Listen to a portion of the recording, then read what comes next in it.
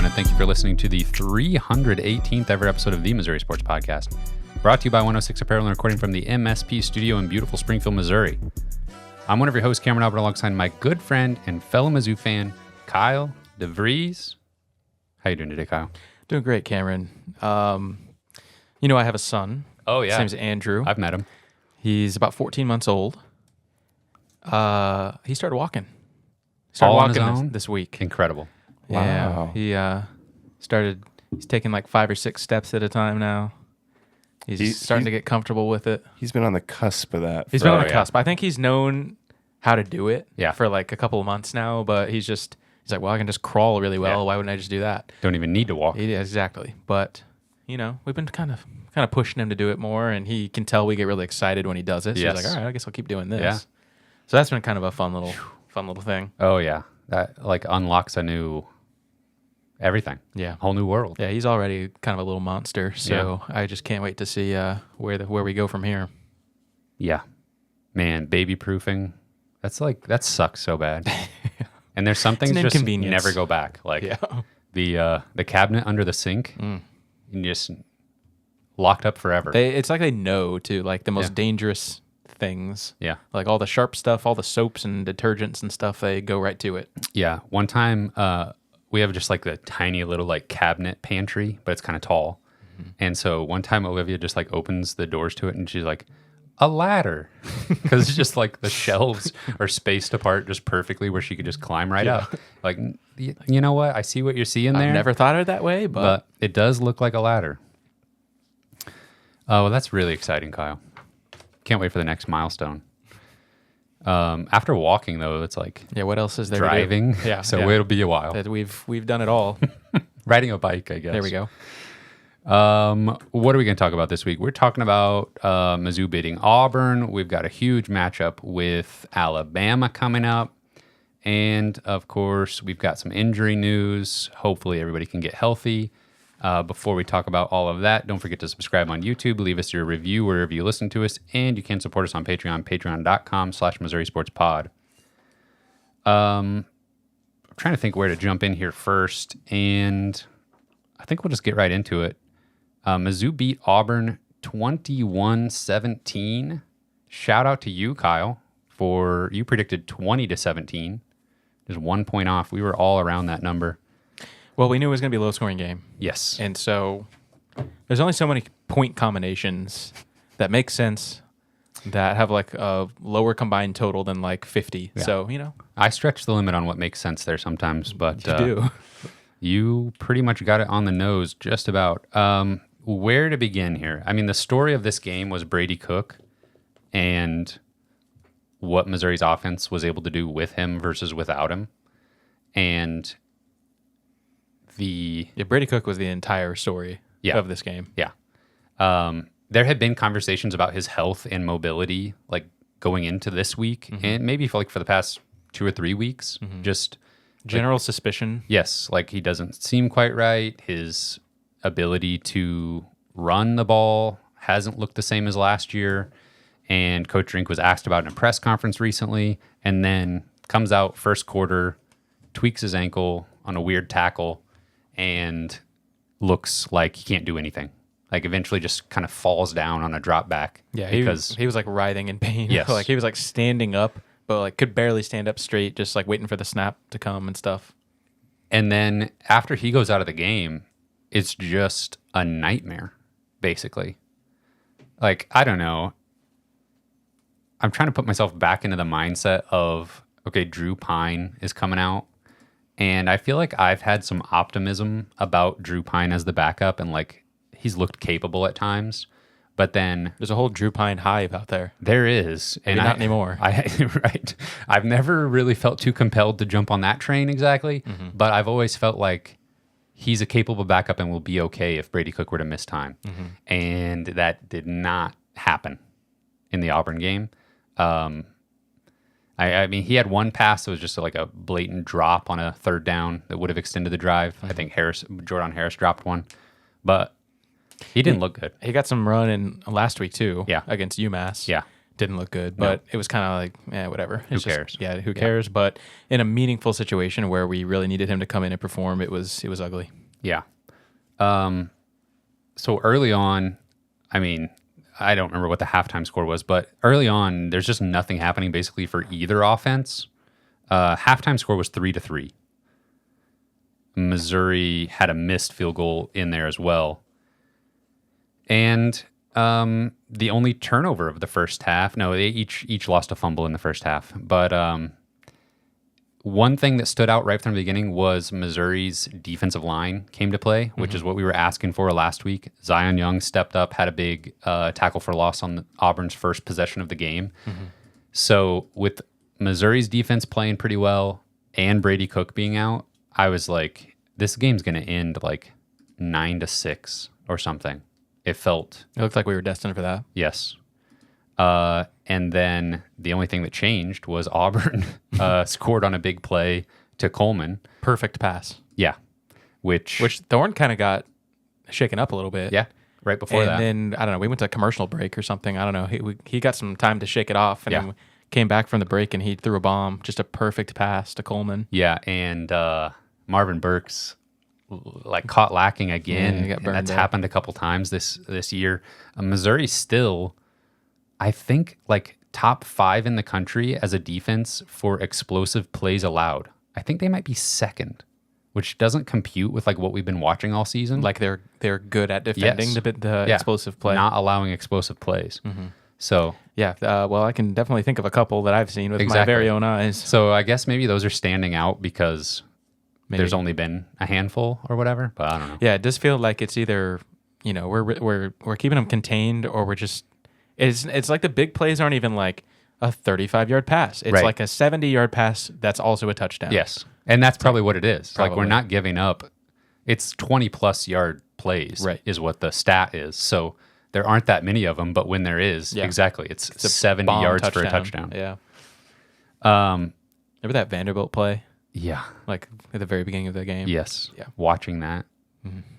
That was a very similar play. Yeah. We're just like the ball sailing halfway across the field. Yeah. Well, the ball was at its apex, and you could just look down the field and see that there was no chance that Missouri was going to defend that.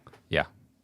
That's happened a few times. And man, we knew that was going to happen, and it was Coleman, the freshman, just streaking down the field for a huge touchdown.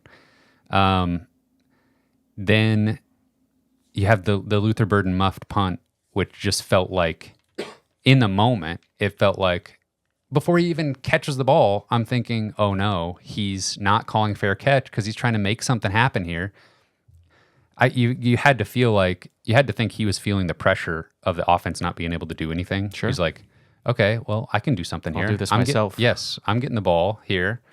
And Coach Drinkwitz said in the press conference yesterday that of course, Coach Drinkwitz took the blame for that and said that he should have just called automatic fair catch, like told Luther, like, you're not returning this, don't worry about it. But like that would stop him. I mean, I would hope that would stop him. But that just felt like so predictable in that spot, so close to the end zone. It felt like that was a dagger, potentially. Like the way they responded against A&M when something went wrong. Obviously, this game was totally different, but it felt like if they respond like they did against A&M, this thing's over. Because 17 to 3 at that point, in that game with that low amount of scoring, it felt like this is a pretty big mountain to climb. Yeah. And so disappointing at that moment, thinking about how, aside from that one big touchdown play, the defense was holding up and was giving the offense a chance over and over again. And with Drew Pine coming back out there at quarterback after the muffed punt, it just felt like this was not going to go well. And but to his credit, he orchestrated a field goal drive to cut the lead to 6-17, and still felt like something had to happen on offense that just was not possible. Like Brady Cook coming back. And I guess I haven't seen it. I looked for it. There's supposed to be a mini movie type thing coming out that actually includes his journey like to the hospital or something. Cameraman's like, I'm going with you. I don't know if that was a joke or not, but with all the behind the scenes stuff they get and the game being at home, I guess maybe we'll see more of that. But yeah, so we're told at some point in the broadcast that Cook could return, but was like questionable to return. And that was like early on. Yes. It was like, well, we've got good news on Brady Cook. It sounds like he might be able to return. He was like at the hospital at that point. Yes. Like, so they actually send him over to get an MRI mid-game and send him over to the practice facility to warm up and see what he's got. And he comes back out, and coach said he asked him, like, can you really play? And he said, I'm going out there. And so... You know that like picture that Missouri football put out like before the first game of the season where it's like someone in a football uniform like riding a horse? Yes. Where it just like just doesn't look right? Yes. That's like how I picture, obviously he was not wearing pads, but I picture Brady Cook like in his pads, like in his uniform, like sitting in the hospital. Like, it just like doesn't make sense. Yeah. It's like an AI picture. Yeah. Full pads like going into the MRI machine. Like can't quite fit. Just click clack in his cleats. Yes.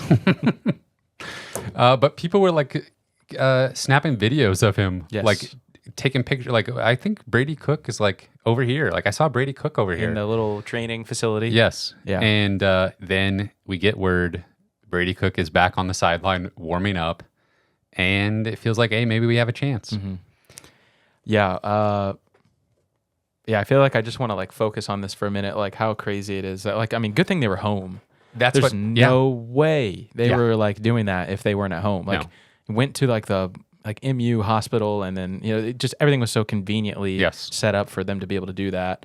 And I mean, how often does a player have to go to the hospital and then returns to the game? I mean, that's just not something that ever happens. And it's so surreal thinking about Brady Cook being in the hospital, then being in the like the training facility by himself. Yeah, just like willing himself back to like playable levels, and there's 60,000 people like screaming fans right next door, just like all anticipating his potential return.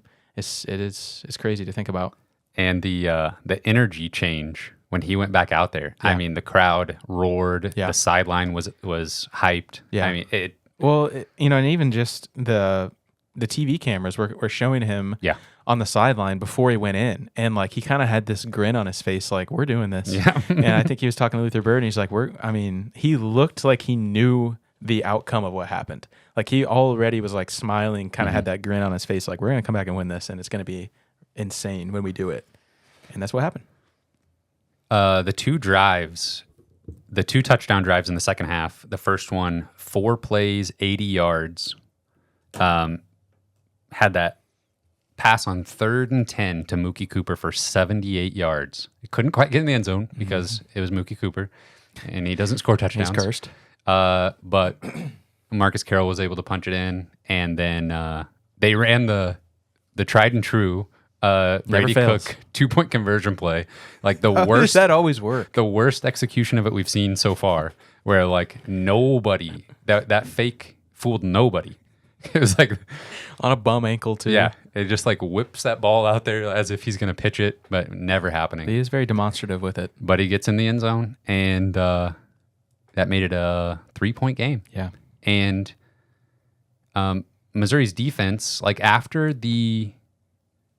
Auburn had one drive where they drove down the field, and what's his name, Magoo, missed a 30-yard field goal, right? Yeah, their kicker, yeah. Yeah, that was a pretty good drive by them. After that, Auburn's offense, after the missed field goal, had 4 drives where they had the ball, 15 plays, 22 yards. So the defense was hyped after the missed field goal. They knew. Yeah, they knew. Like, okay, that was their shot at adding points to the score here. Yeah. And if you think about like the one big play for the touchdown, I mean, 7 of their points came on the muffed punt. Like the defensive performance against Auburn was incredible. Yeah. Obviously you can't take away the big touchdown to Coleman, but they held, where do I have it here? They held Hunter to 57 yards on 19 carries. When Auburn's in a positive game script. Exactly. And that's what we talked about last week, was like the worst thing that could possibly happen is Auburn getting up early and being able to lean on the running game. Mm-hmm. And they tried to do that. Auburn as a team I'm just looking at running backs actually. 23 carries for 77 yards. That's just 3.3 yards per carry. Missouri, 20 carries by running backs for 93 yards, 4.7 yards per carry. So in the exact opposite of ideal situation for the defense, they shut Hunter down and they made Thorne try to beat him. He had that one big play, but other than that, like this Missouri defense was so solid. Yeah, speaking of Missouri running backs, Jamal Roberts, game-winning touchdown. Yeah, so that last drive is kind of insane. 17 plays, 95 yards, and there was the biggest play of that drive before the touchdown, 4th and 5, and they get it to Luther Burden on that just little like quick out pattern. How are you feeling on that 4th and 5? Pre-play, I mean, I was honestly thinking back to the Florida game last year. Yeah. Where like there's now precedent for Brady Cook and this offense to go down, have a couple plays that they are like we have to have it on a special drive. We have seen now for like over a year when Brady Cook and the Missouri offense is in a spot where they just gotta manufacture yards quickly. They're able to put some stuff together. And it feels like Brady Cook, like on a per game basis, is like operates best in those like crunch time situations, like end of half, end of game, need a drive here, like kind of when his back is against the wall. And then big picture, Brady Cook also operates best when like nobody's expecting him to do anything and everybody's down on like his performance. And we go back to, I still think Coach Drink didn't understand what exactly was happening. He talked about the fans booing Brady Cook last year, the K-State game. I don't think that's exactly what was going on there, but who knows? But that's the perception, is like everybody's against Brady Cook, and he goes out and has that incredible game against K-State, has that incredible run in the passing game for the next like 4 or 5 games after that. And same situation here. Like people legitimately wanted Drew Pine to start games this season. Yeah. And backup quarterback's always the most popular guy in the team. People have been so down on Cook, and I know like that's Coach Drinkwitz is the first person to remind everybody of that. Yeah. But of course. Well, let me tell you, Cameron, I was not one of those people. And especially on Saturday, I had this feeling. When I saw Brady Cook warming up on the side, I was right there with him. I was like, I know how this is gonna go. I started tweeting. Yes. Any Lord of the Rings fans out there? Oh, yes. It was literally, if it made you feel like this, where it was like Battle of Helm's Deep, like Gandalf comes over he told them, I'm going to show up when the time is right. Yeah. And he crests that hill with all the horses behind him, and that's what it felt like. Yeah. And then like all the orcs are like, we're done. Yeah. And they're just like, well, we tried our best. That was Auburn. And the orcs looked to each other like, well, we tried our best. Well, we did what we could, but Brady Cook's here now, and we're gonna lose. Brady Cook is Gandalf in that situation, and we're Aragorn looking up there. Or yes, yeah, we were, or this Missouri football team. The defense, maybe. Yeah, they're out there fighting, doing their best. Yeah, exactly. And then their leader showed up right when he was needed the most. Yes, man, beautiful. Yeah, I saw those tweets. I'm like, that really does encapsulate it perfectly. At that time, I had absolutely no idea what was. I didn't even know if Brady Cook was going back in the game, but I just started getting nonsensical. But it willed aged it well. into existence. Yeah. And like you mentioned, Jamal Roberts, like the end of that drive, it just felt inevitable. After the 4th and 5 conversion, it's like, okay, we're doing this. Then the announcers even are like, did they score too quickly? Like, my gosh, not in this game. Let me tell you. Yeah. Auburn with no timeouts and Peyton Thorne at quarterback. Like 43 seconds. I don't know. Yeah. I don't know. I had a couple of pretty nervous moments on that last drive, but they pulled through, and Luther Burden tends to do that. Yeah, actually, they like gave up a couple sacks, I think, on that drive. Yeah, like that was actually 3rd and long, I think, on one of them. That was a little bit of a theme throughout. Was like Missouri offense just kind of wasting first down. Like many, many times, just felt like, okay, Probably should have just handed the ball off there instead of taking a sack for -6. Yeah. But Roberts punches it in at the end. 21-17.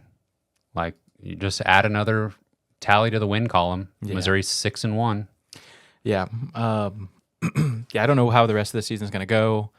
I don't know if Brady Cook's going to play against Alabama, but I think, as ugly of a game as that was, I think we'll still look back in 5-10 years and we'll remember that game for Brady Cook's performance and just like the personification of what Mizzou means to him and what being a competitor means to him. And it was pretty amazing to watch. And yeah, a mediocre Auburn team, maybe even a mediocre Mizzou team. It doesn't matter. Yeah. We will remember that game for a long time. Yeah. And it is kind of like, Cook said the line that Coach Drinkwitz repeated was he was in the hospital, or he came back to the sideline and he said, Cook said, I've got 2.5 games left at Furrow Field. I'm not going to spend one of them in the hospital. Yeah. Drinkwitz was getting like choked up. Oh, yeah. Yeah. Rightfully so. To be like so close, like the brotherhood. Yeah, the brotherhood. Yeah, to have a quarterback, like a leader on your team, he's that aware, he's that, I don't know, he just has that wisdom. Mm-hmm. That's not super common for probably 21-year-old guys or however old Brady Cook is. Yeah. Yeah, incredible win. Auburn's defense. Missouri had the better defense in this game, which is not something that I was sure about before. And they did what they had to do. Better running game, better defense, better quarterback play. They did it. So they're 6-1, and of course they drop from 19 to 21 in the AP poll. But guess what, Cameron? Missouri's bowl bound. That is true. That is true. Do you remember when we had to scratch and claw to win 6 games?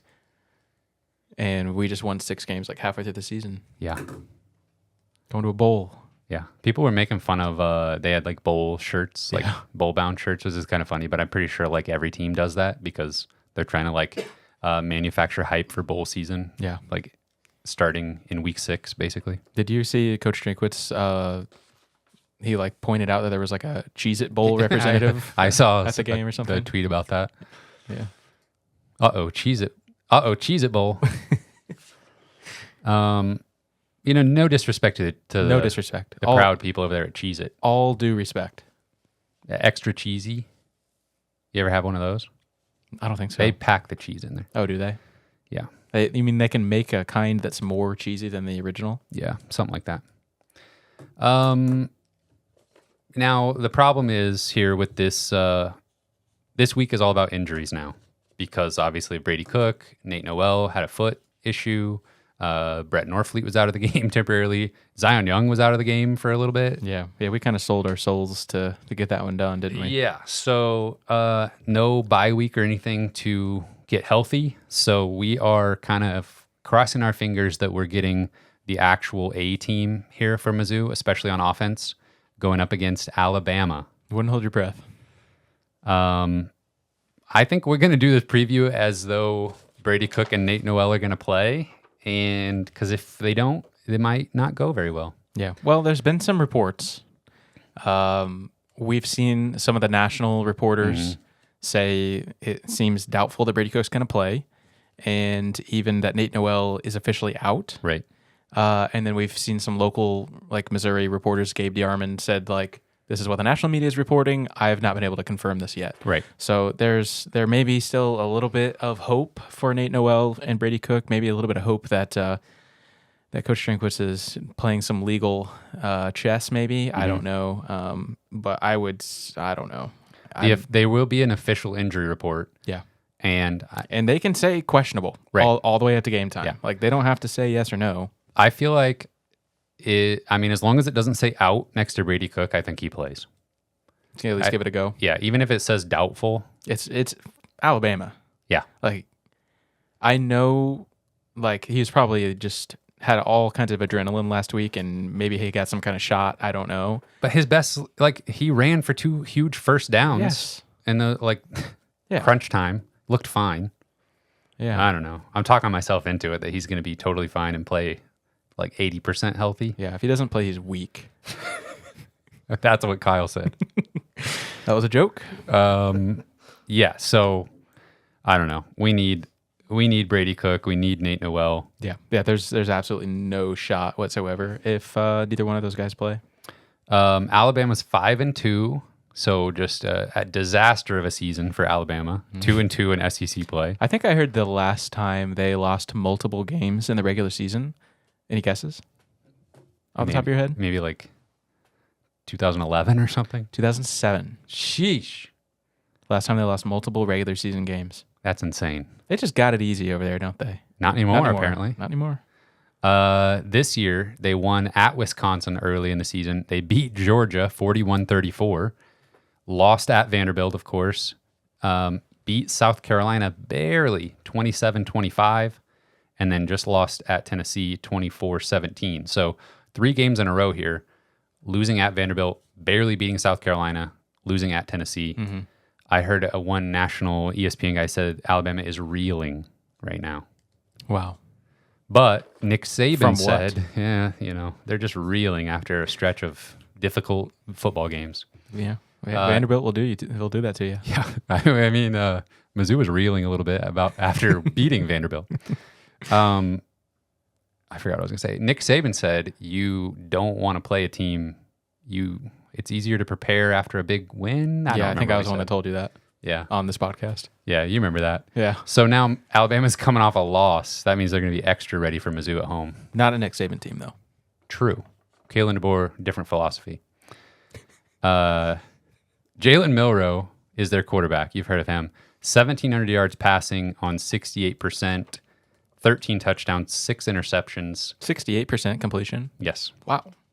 Also 91 carries for 330 yards and 11 rushing touchdowns. Yeah, do not let anybody or any record that Alabama has fool you. Jalen Milroe is extremely talented, and he could easily make this game unwatchable. Yeah, and Kalen DeBoer is probably top 3 offensive coach in college football, maybe number 1. He knows what he's doing. Yeah, as far as like getting the most out of his quarterbacks. Jalen Milroe, I feel like Missouri's defense is going to have to just kind of... I think Milroe's going to get his stats. And Missouri's defense is going to have to shut down the running backs and make Milroe make big plays.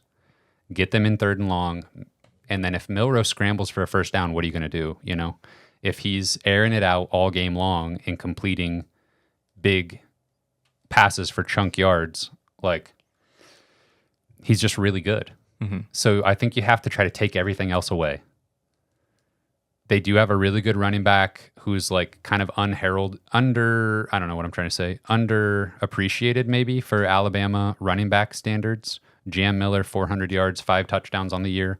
And of course they have Ryan Williams, the star freshman receiver who has 650 yards and 7 touchdowns on the season.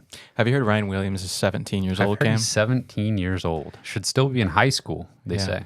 I mean, we've heard that like 100,000 times this year, but it really doesn't change how insane that is. Yeah. He's probably one of the best wide receivers in the country. He made some just mind-blowing plays against Georgia a month ago. I'm pretty sure he had like 14 targets last week or something. Like, he is going to get peppered with targets, and Missouri has to have a plan for him. Yeah.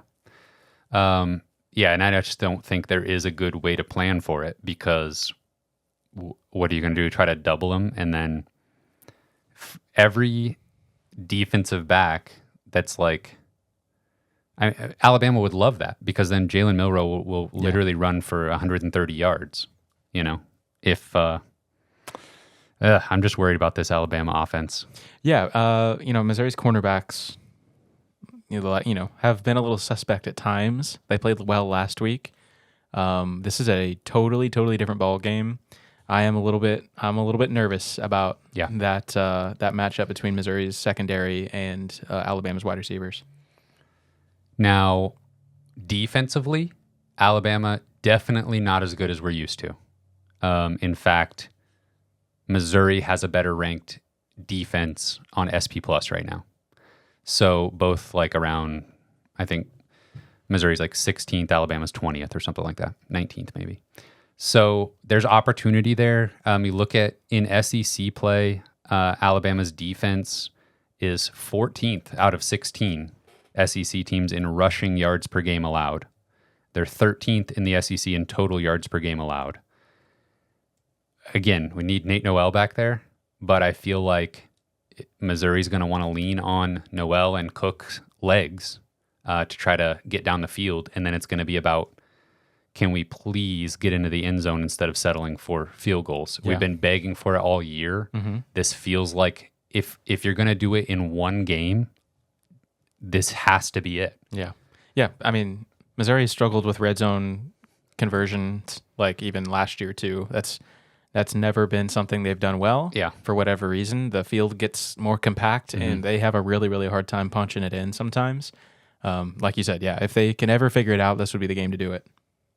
And it's funny how like the last drive against Auburn was one of the few times that we've seen them just kind of push through that struggle area and get to the goal line and punch it in. Yeah, it's like that no man's land in the 5 to 10 yard line where it's really tough for them for some reason. And of course, the drive before, Mookie takes it down to the 1. Yes. So you just bypass that entire section of the field. Yeah.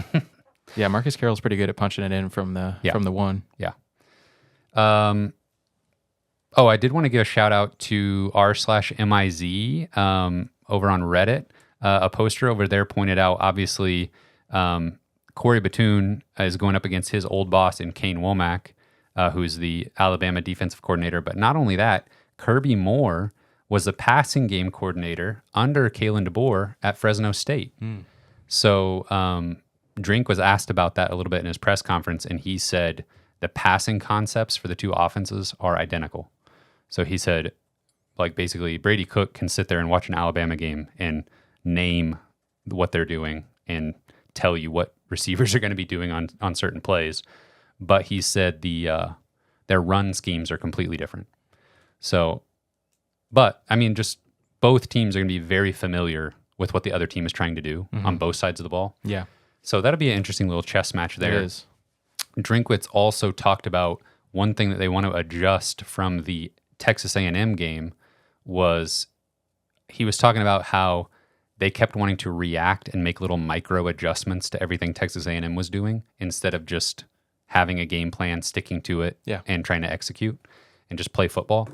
So that was in the context of how do you not repeat the trip to Kyle Field when you go to Tuscaloosa, another insane environment to play in. Yeah, he did mention they were just totally overanalyzing and just need to go out and play and just have fun and do what you've done your entire life. Yeah. I think the advantage has to be Missouri's run game against Alabama's defense, which sounds like insane to say, but Alabama's very good at getting after the quarterback. So I feel like it'll be similar to Auburn, where like there's going to be some breakdowns on the offensive line where, fingers crossed, Brady Cook is having to run for his life a little bit. But I think Missouri's running game is going to get us in decent situations where we're not having to be in too many 3rd and longs. And I just feel like you can kind of have Alabama's offense is miles better than Auburn's. Like not even, they're like barely playing the same game.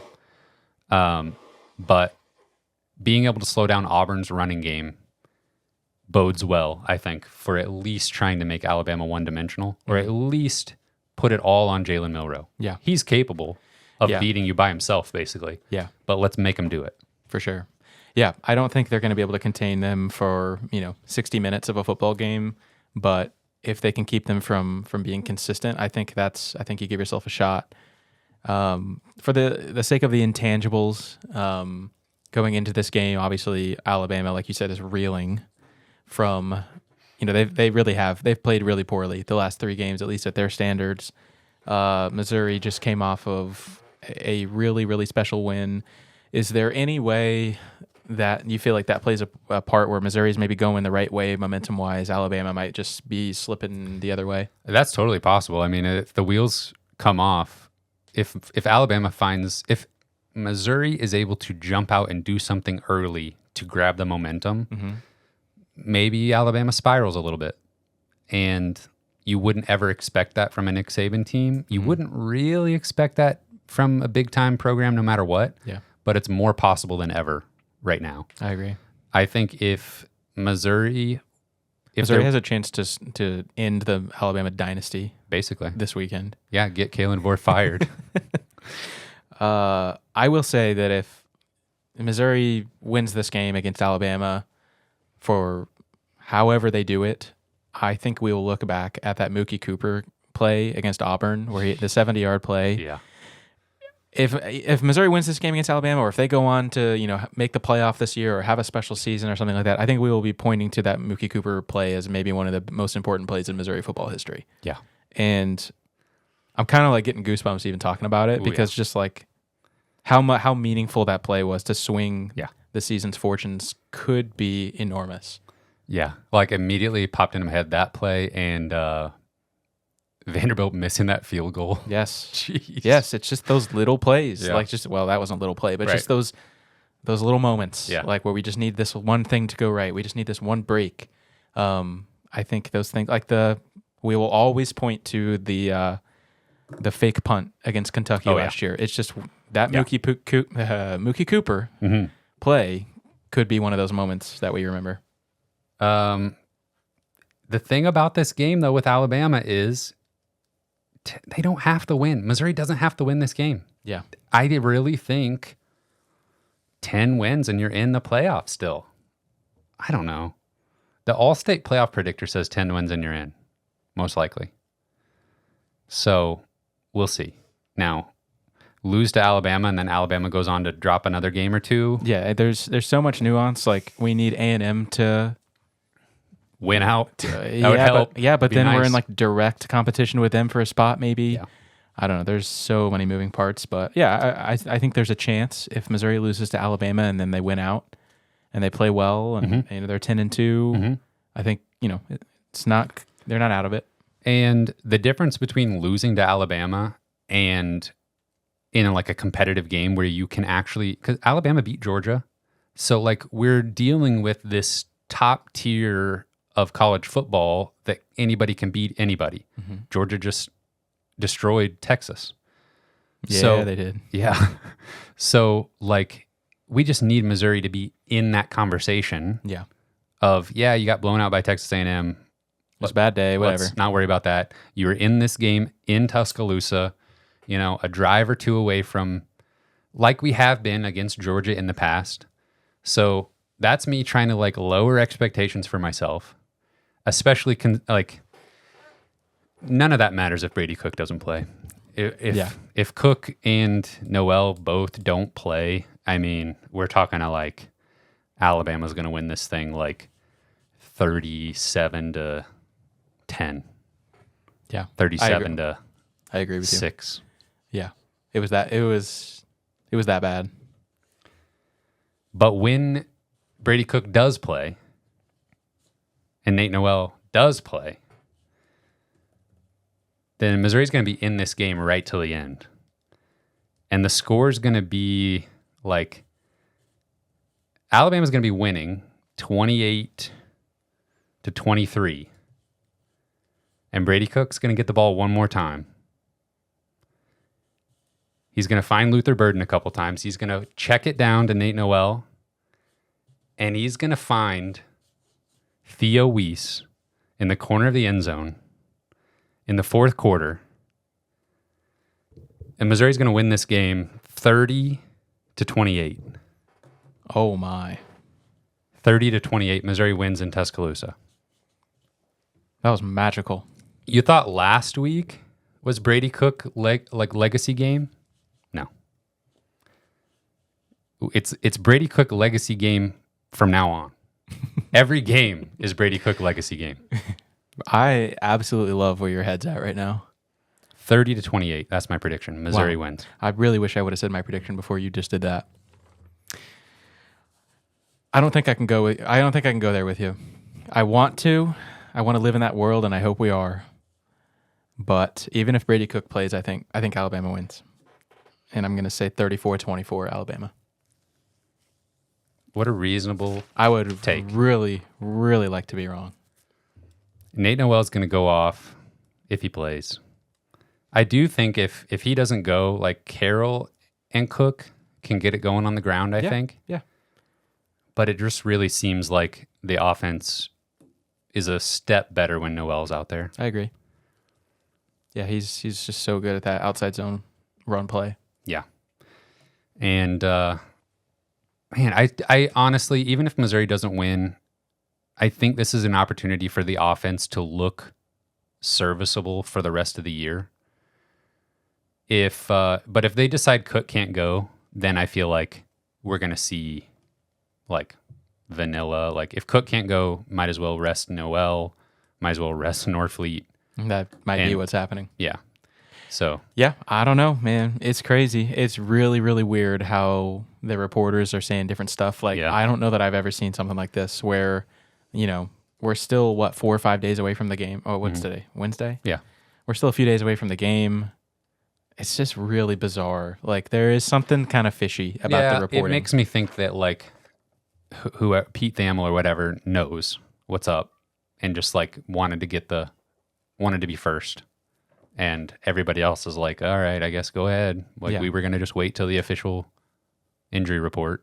Yeah, you're probably right. Reporters got to do that sometimes. So I'm preparing, like, I don't know. I would prepare yourself to see Drew Pine out there. And if Brady Cook's out there, be a surprise but a welcome one. Yes, but then when Brady Cook starts and doesn't play well, then I'm going to be like so depressed. But no, that's not happening. Brady Cook plays, we win. That's it. Okay. It reminds me of, this is like a very dad thing because one of my favorite Disney movies, Hercules, they're like predicting the future to the bad guy, Hades. And they're saying like, you're going to win. But if Hercules fights, you'll lose. And that's what I feel like is going on here. Brady Cook, like Alabama's going to win no matter what. But Brady Cook plays, it's a different story. I was having those Lord of the Rings visions last week. You're having the Hercules visions this week. Yeah. I think that might mean something. Kyle, I'm going to click on Missouri in the playoff predictor, all-state playoff predictor real quick. Let's go ahead and say they lose at Alabama. All-state says the next two most important Do they win the bye week? They win the bye week. All-state says forget about the Oklahoma game. That's not important anymore. Missouri next most important games are at South Carolina and a home against Arkansas. That South Carolina game is actually looking a little tough now. Seriously. But let's go ahead and say we beat South Carolina, we beat Arkansas, we beat Oklahoma, we beat Mississippi State. All-State asks, will Missouri win its conference championship game? I'm just going to say they don't play in it. Yeah, I don't even think they would get there still. Yeah. ESPN says 63% chance to make the playoff. And so we'd have a little bit of a sweat. A 10 seed. Ooh. So just keep that in mind. What do they say if we beat Alabama? If we win out? If we win out, then you got to decide if they win out, then let's say they are in the SEC championship game but lose. Okay. 98% chance to make the playoff, and they like Missouri to host a game as the 6th seed in the first round. I like that run out pretty well. Yeah. 70% chance to host a first round game. Let's beat Alabama. Let's do it. That'd be fun. Let us know what you think. What's your prediction? Can they actually do it? Will they make the playoff regardless? Let us know what you think. You all ready to pick the rest of these games? Oh, yeah. Welcome to SEC Pick'em plus Nebraska. We've been talking a lot already, but I gotta get something off my chest. Not really. It's just a complaint that I have about watching football. First of all, we were watching Alabama, Tennessee, right? Yeah. And like talking about it in Discord and stuff. And I actually, of course, I'm logged into producer Cameron's YouTube TV, but the game was also on ABC. First of all, I'm watching on ABC, and I'm frustrated because ABC broadcasts in 720p in the year of our Lord 2024. It's a lot of numbers. So I thought, well, maybe the YouTube TV feed will be a little bit better. It's just ABC's feed. It's just the same as ABC, of course. But YouTube TV is like an entire play behind watching live with an antenna. So it just made me realize, like, sometimes we're talking in Discord a lot while we're watching games and stuff, and somebody be like, "Oh, you're way ahead of me," or "I'm behind," or something. Yeah, you just like can't have any takes anymore. Exactly. So you just kind of like the conversation kind of just give it a minute, shuts down a little bit, and you're playing this game of like, okay, now can I react? Like 60 seconds later, you're like, "Let's go!" Exactly. But what a frustrating thing. I feel like with you gotta. Some people are watching like through cable or something versus streaming with YouTube versus streaming with, some whatever Stream East or whatever. And I don't know. It's just like taking some of the like.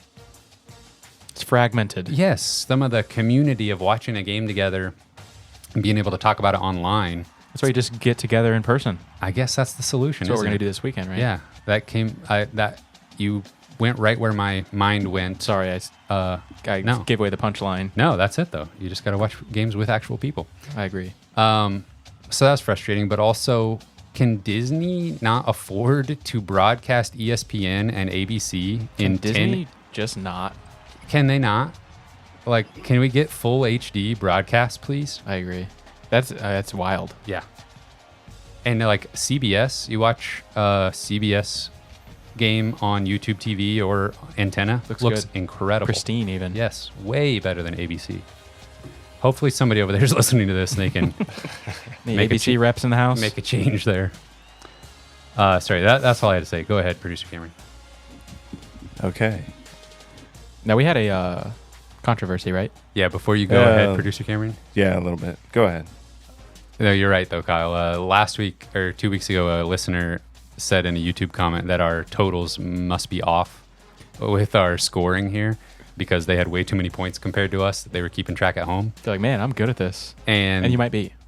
You might still be beating us. Let us know in the YouTube comments.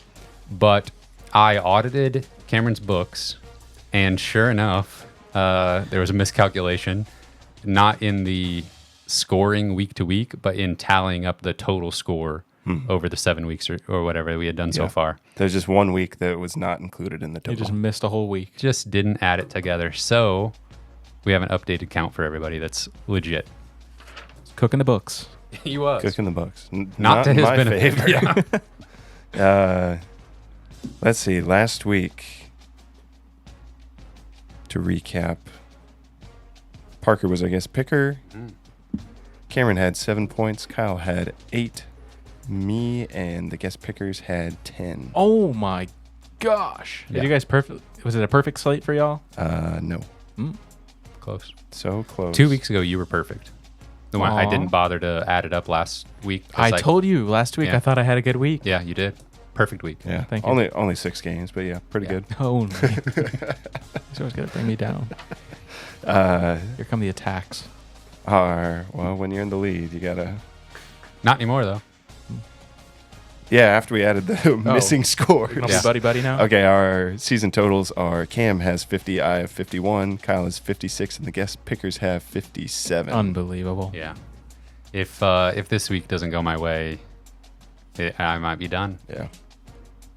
Every year, this time of year, I'm like, I got to make a move, and I just bury myself deeper. So let's see what I can do. Fight or flight. Okay, first up is Oklahoma at number 18, Ole Miss. Ole Miss is a 20.5-point favorite. Oklahoma.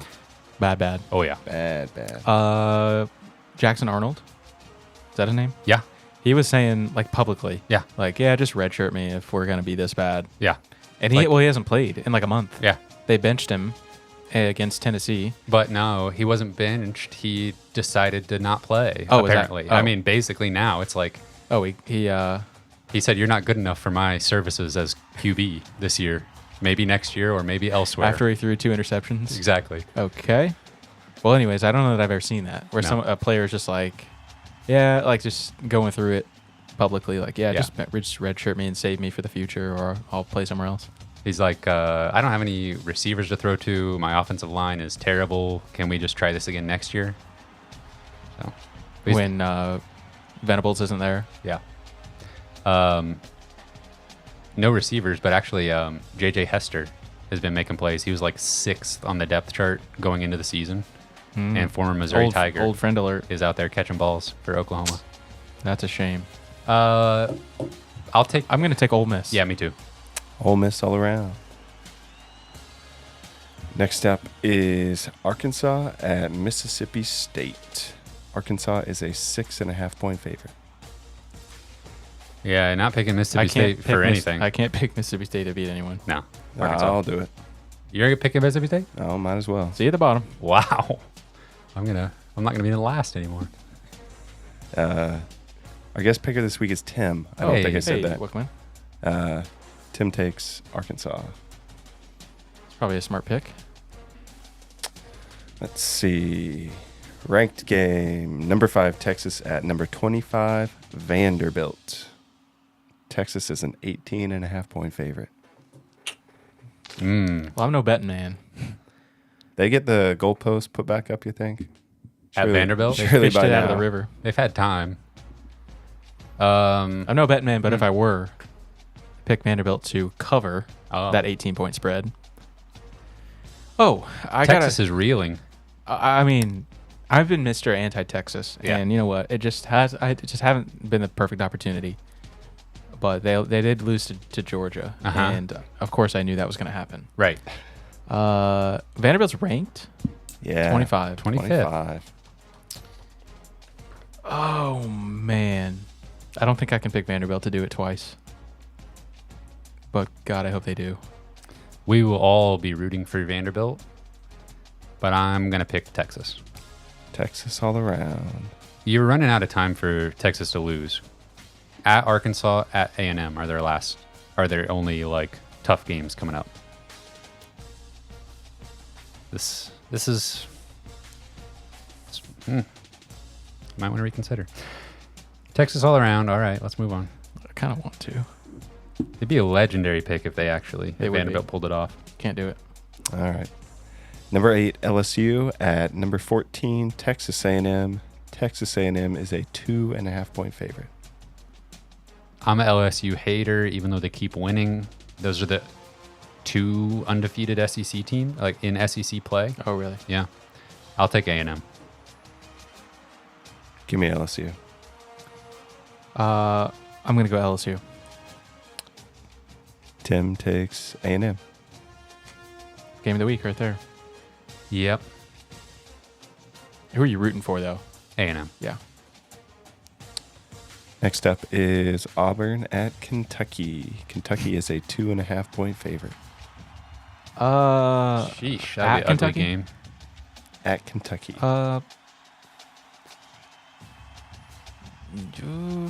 Yeah, I'll go Auburn. Me too. Me too. Wow.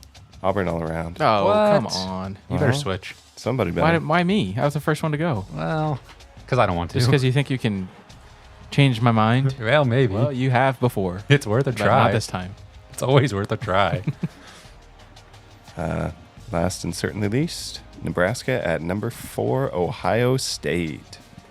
Ohio State is a 22.5-point favorite. And Nebraska put up quite a performance last week. I'll take Yeah, Ohio State. Big time. Y'all go Ohio Producer State. Cameron picked Nebraska last week. Sorry, guys. Don't apologize to us. Do it again, I say. Can't do it. Ohio State all around. Anybody want to switch to Kentucky? Go ahead. No, I don't want to. Wow. Good luck. See you on the gridiron. What did Kentucky do last week? Oh, they got blown out. Don't worry about it. Yeah. Something I forgot to tell you is, did you know Alabama, do you know their roster? Heard of them? They have Justin Jefferson and Devontae Smith on their team. Excuse me. They do. They have players with those names on their team. Exactly. You're kidding No me. way. They do. What They- positions do they play? on the defense. I can't remember. Also, they've got a guy by the name of L.T. Overton. I remember him. Tournament of Champions. Yeah. Played basketball in front of our very eyes here in Springfield, Missouri. Yeah. He signed my badge. Yeah. He did? Yeah. You have his autograph. Cool. I have his autograph. Are we done here? Sure. Special thank you to our Patreon supporters. Britt Treese, Ryan Deemore, Tristan, Ben Smith, Parker Daddy, JD, Tim Keene, Tyler Harso, Brandon Garofalo, Brandon Hanks, Matthew Tilly, Lewis Hernandez, Joshua Jacobson, Devontae. Thank you. Gentlemen, thank you. And from the bottom of our hearts, we love you. You can find this podcast on Spotify and Apple Podcasts. We're on Twitter at Mizzou Sports Pod, and you can email us at MissouriSportsPod@gmail.com. You can find our t-shirts and stickers on our online shop, MissouriSportsPod.BigCartel.com. Thank you, everyone, for listening. We will see you next week after a win.